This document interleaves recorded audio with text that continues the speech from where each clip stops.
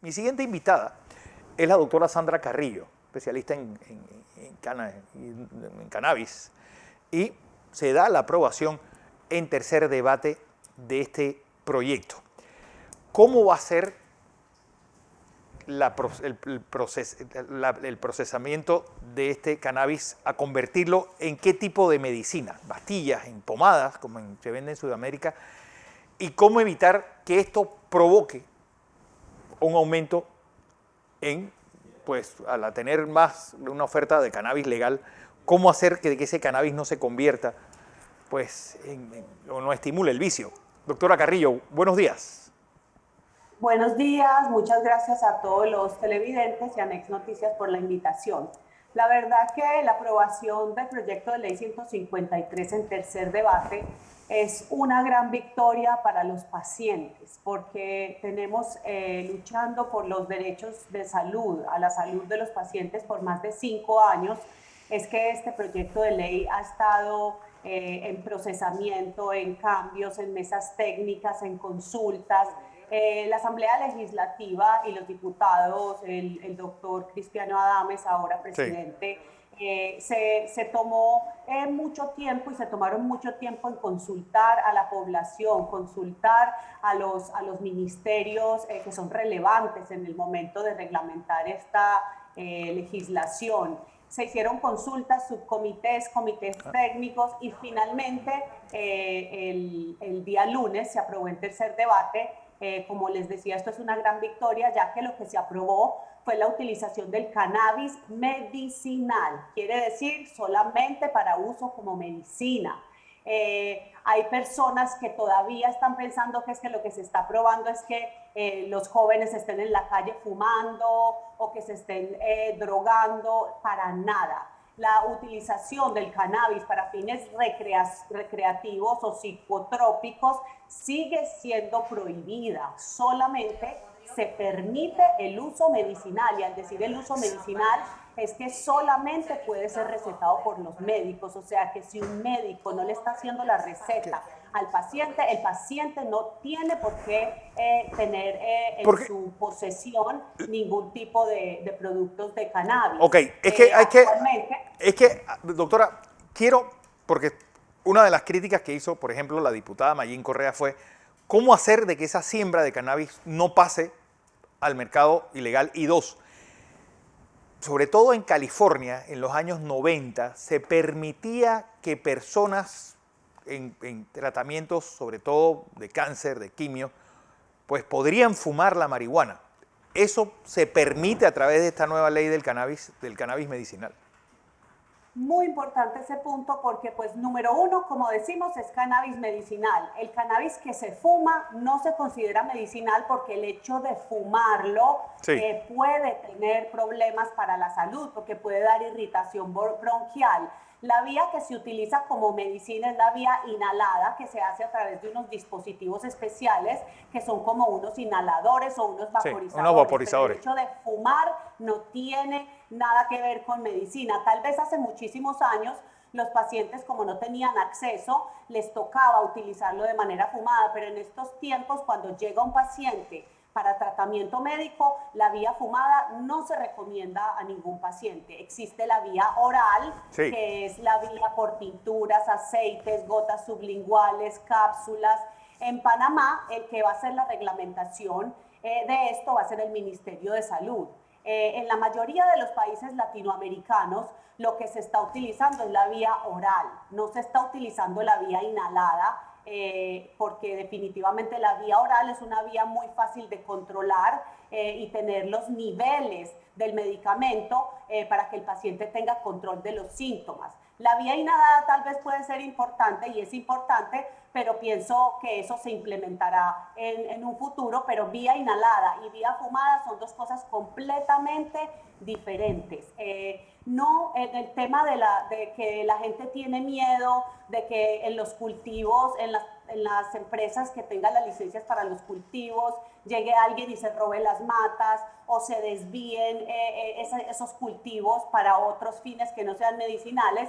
En la ley está muy claro y está descrito que estos cultivos se van a hacer de una manera controlada y la empresa que va a recibir la licencia tiene que presentar unos protocolos de seguridad. Esos protocolos de seguridad son lineamientos específicos de demarcación del perímetro, de los terrenos, de la vigilancia que tiene que haber en esos terrenos, ya sea por cámaras, por alarmas. Son unos ambientes que son completamente controlados, no es decir que el vecino se va a saltar la cerca para robarse la planta por la noche. Eso no puede suceder y no va a suceder porque para eso existen estos protocolos de seguridad y de hecho dentro de la ley está contemplado que los ministerios competentes, el Ministerio de Seguridad, el Ministerio de Agricultura, el Ministerio de Salud, estarán haciendo visitas periódicas a esos cultivos para vigilar de que cumplan con todos los requisitos y que si se llega a comprobar que no se está cumpliendo con todos estos protocolos de seguridad, pierden inmediatamente la licencia y obviamente a quien esté cultivando sin licencia y de manera ilegal será procesado por la justicia. O sea que no hay que tener ningún problema ni ninguna preocupación en cuanto a que se va a permitir el cultivo ilícito o que la gente puede cultivar en la casa. Todo eso está prohibido. Solamente las empresas que tengan licencia pueden cultivar y tienen que presentar unos protocolos de seguridad antes de que se les apruebe la licencia. Y si los protocolos no cumplen con todas las características para garantizar que las plantas van a estar protegidas y controladas, simplemente no se les da la licencia. ¿Es la cannabis sativa solamente la que se va a usar en esto? Bueno, hablar de cannabis sativa o cannabis indica ya no podemos hacerlo porque estas especies han sido hibridizadas a nivel mundial. Sí. Es muy difícil encontrar estas variedades de una manera pura. La mayoría de las personas lo llaman cannabis sativa, pero realmente son híbridos, mezclas de sativa e indica. Cuando se hace el proceso de transformación, ¿qué efectos pierde esta planta? Porque uno de los grandes temores es cómo evitar la adicción, es decir, que existe cuando se fuma. Es decir, eso se pierde cuando se transforma en una molécula o se forma en una pomada. Bueno, eso es un tema muy importante. En el tema de la transformación, lo que se hace la mayoría de las veces cuando se va a hacer la extracción de los cannabinoides y los terpenoides, recordemos que la planta del cannabis tiene más de 400 compuestos. En el momento en que se va a hacer la extracción y la transformación para sacar la medicina, de acuerdo al tipo de tecnología que utilice el laboratorio, tenemos que recordar que como esto es cannabis medicinal, la manera en la que se procesa es en laboratorios que tienen alta calidad, tienen cromatógrafos, los equipos cuestan millones de dólares porque estamos hablando de producir medicina. Hay algunos laboratorios que utilizan la técnica del CO2, hay varias técnicas para hacer este tipo de extracción. En la extracción no es que necesariamente se pierde el THC, que es el compuesto psicotrópico que puede causar adicción, porque de hecho muchas de las medicinas que se hacen para tratamiento, por ejemplo, de pacientes con cáncer, para tratamiento del dolor de paciente de cuidado paliativo con cáncer, necesitan concentraciones un poco más altas de THC. El THC puede ser utilizado, pero bajo supervisión médica, y es por eso que el Ministerio de Salud va a reglamentar que solamente un médico lo recete.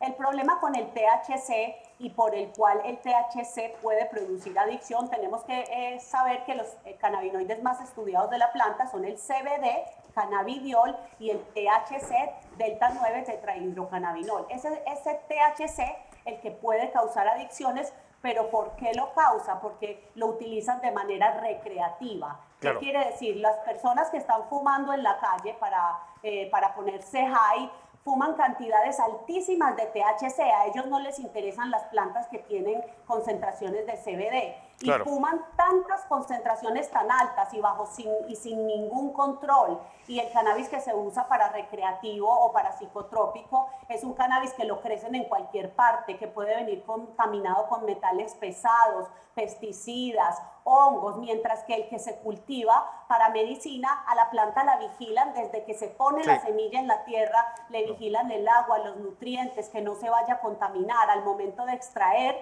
se fijan que ese producto de la extracción, los aceites, no estén contaminados ni con metales pesados, ni pesticidas, ni hongos, ni bacterias, mientras que el recreativo lo siembran en cualquier lado, hasta lo fumigan para que no le caiga pestes, y todos esos productos recreativos vienen sumados con metales pesados, pesticidas y otros componentes que le causan daño a la salud de la persona, mientras que la medicina, por eso es diferente, el proceso para producir cannabis medicinal es completamente diferente, por eso es que es muy importante que la población entienda eso. Aquí se está legalizando cannabis medicinal, medicina para los miles de pacientes de Panamá que están sufriendo. Bueno, vamos a ver cómo termina esto. Sandra Carrillo, gracias, porque pues ¿quién regulará esto? Y sobre todo, bueno, ¿qué médico y bajo qué condiciones se va a recetar? Sandra Carrillo, gracias.